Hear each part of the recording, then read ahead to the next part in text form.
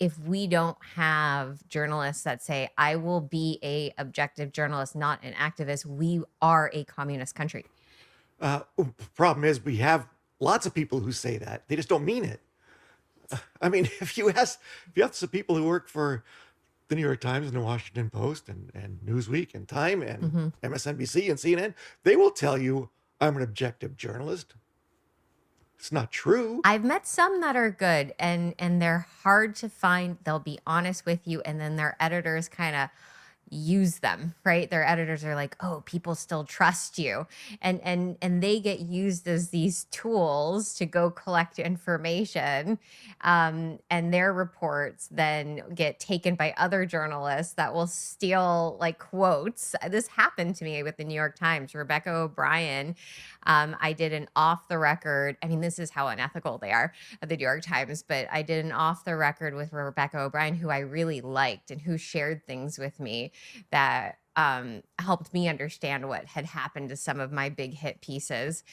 And I chatted with her off the record, and another journalist who had come in from the Wall Street Journal, this awful journalist, Kirsten Grind, comes into the New York Times to specifically write a hit piece to reconfirm her reporting, previous reporting at the Wall Street Journal.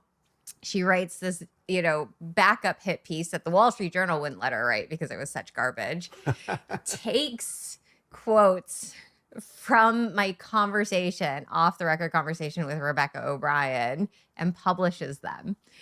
Oh. I mean, this is the kind of stuff that makes me really sad, because I do believe there are still good reporters out there. Like, I wouldn't have known that you were any different than Kirsten Grind until I had a chance to sit down with you and to see you exercise journalistic ethics.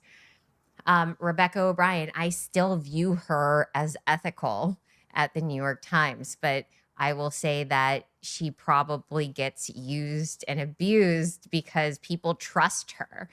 I would still talk to Rebecca O'Brien, even though things that in my last interview with her were stolen by this unethical journalist.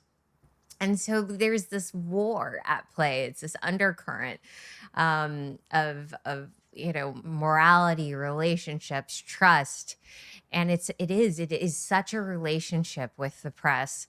And I refuse to brand all journalists as the same. I refuse to do that because not all people are the same. And at the end of the day, these are people doing these jobs, people going through their own vastly complex life experiences.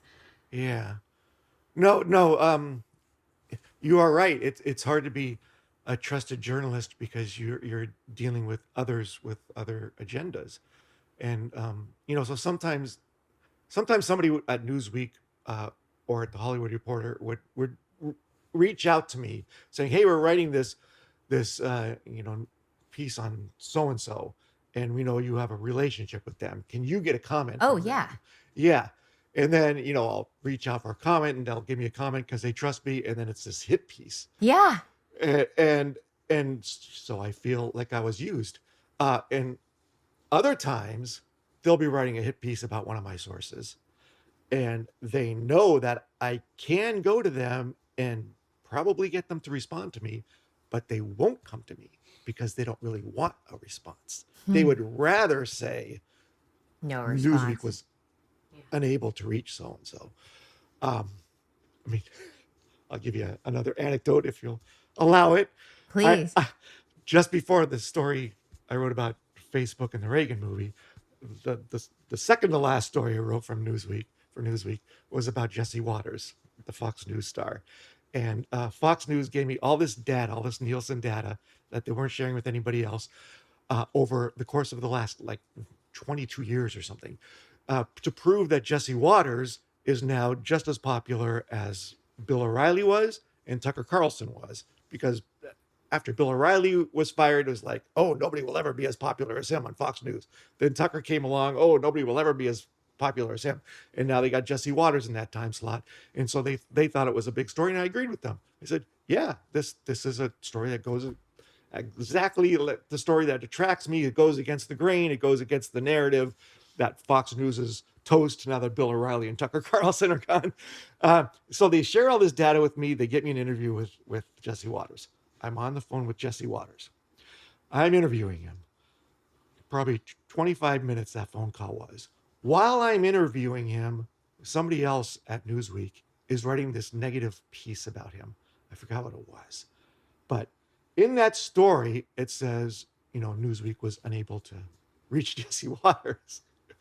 And I'm like, Wow. I'm on the phone with Jesse Waters. Yeah. In the Newsweek is able to reach Jesse Waters. I'm talking to Jesse Waters about this thing that you're writing about. It was about some controversy. And so, of course, I'm asking about it too. I'm not only asking about, how did you become as popular as Bill O'Reilly and Tucker Carlson? I'm also asking him about the controversies that some other reporter is writing about. We had access to Jesse Waters. I'm on the phone with Jesse Waters, and they're writing that Jesse Waters did not respond to Newsweek's request or however they phrased it, because they didn't want to. They wanted their hit piece. Yeah. They didn't want him to deny that it was true or whatever he would have said if he hadn't been on the phone with me. So they write this hit piece. They publish this hit piece. No access to Jesse Waters. My piece, where I was talking to Jesse Waters, I couldn't get published. Not that day, not the next day, not the next day. When I have access to Jesse Waters and I allow him to say what he wants to say unfiltered, it won't get published. That published a week after I talked to him. And I was lucky to get it published. So many other stories of mine have been killed. I expected that one to be killed too. I expected my Facebook story to get killed too. They ran both those stories and then they fired me. But I forgot why I told you that anecdote. Oh, yeah, because, reaching out to people to get their comment. Yes. A lot of times they'll reach out to people to get their comment after the story's written, after the story's filed. Yeah. The story's being copy edited. And some editors will say, they'll have written the story and say, Bobby Kennedy Jr. was unavailable for comment, or Bobby Kennedy Jr., did not respond right. to a request for comment. They'll write that before they even file it. And then they'll file it. And then 15 minutes before, somebody hits the publish button, then they'll send that email because they really don't want a response. They don't want anybody saying, hey, what you're publishing is untrue, or it's unfair, or it's out of context. They don't want that. Well, because there's They'd a rather rule. say he did not respond. Yeah, because there's a rule, right? And tell me where this rule comes from, that if a person responds, you kind of have to publish what they respond, right? Yeah, I mean, you can paraphrase them. You can use bits and pieces. Some people will respond, in writing, and it'll just be like 500 words. Yeah. The article itself is only 500 words. Don't give a 500-word response and expect it. Well, the press training I got was less is more. They're like, if you Yes. only respond with one sentence and it's not a compound sentence, it's a simple sentence, they'll print that whole sentence. But if you respond with 3 sentences and some of them are compound sentences, they can take it apart. Yes. and if one of your and if in your response you give an example, Yeah. excuse me, they might not use that because they don't want to explain your example. Well, they don't want to provide any context. So Yes. it's almost like, they can say whatever they want about you, and it's like you're in a deposition and you're only allowed to respond with limited things with no context. Yeah. That's how it feels being on the other end, anyways. Well, no, no, you're not wrong.